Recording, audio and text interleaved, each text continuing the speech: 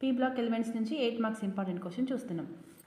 ఓజోన్ను ఎలా తయారు చేస్తారు, ఓజోన్ ఈ క్రింది వాటితో ఎలా చర్య జరుపుతుంది చూద్దాం.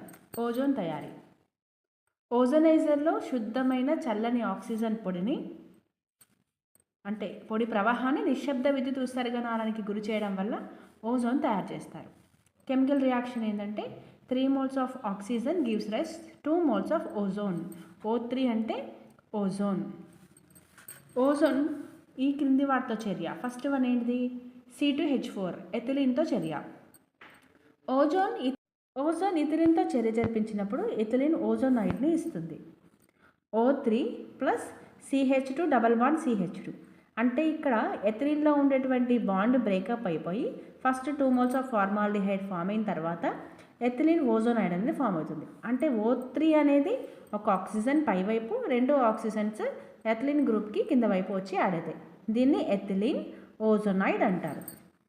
పొటాషియం అయోడైడ్తో ఓజోన్ చర్య జరిపించినప్పుడు అయోడిన్ను ఇస్తుంది. అంటే పొటాషియం అయోడైడ్తో చర్య. ఓజోన్ పొటాషియం అయోడైడ్తో చర్య జరిపించినప్పుడు అయోడిన్ని ఏర్పరుస్తుంది. ఓజోన్ మెర్క్యూరీతో చర్య.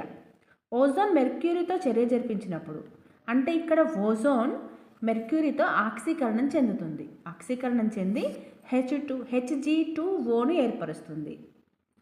Hg2Oను ఏర్పరుస్తుంది అంటే మెర్క్యూరస్ ఆక్సైడ్ ఏర్పడుతుంది. ఒకసారి కెమికల్ రియాక్షన్ చూద్దాం. ఇది మోస్ట్ ఇంపార్టెంట్ 2 marks కూడా. టైలింగ్ ఆఫ్ మెర్క్యూరీ అంటే ఏమిటి అని అడుగుతారు 2 marksలో కూడా. So O3 plus 2 moles of Hg gives rise Hg2O plus oxygen mercurous oxide form అవుతుంది. ఈ చర్యని టైలింగ్ ఆఫ్ మెర్క్యూరీ అంటారు.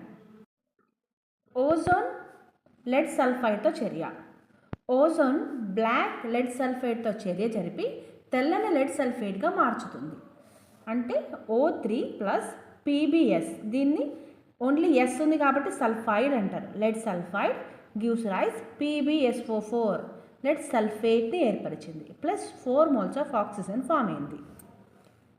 ఓజోన్ నైట్రిక్ ఆక్సైడ్తో చర్య. NOతో చర్య. ఓజోన్ NOను నైట్రిక్ ఆక్సైడ్ని ఆక్సీకరణ చెందించి నైట్రోజన్ డైఆక్సైడ్గా మార్చుతుంది. So NO plus O3 gives rise NO2 plus O2. NO2 అంటే నైట్రోజన్ డైఆక్సైడ్ని ఏర్పరిచింది.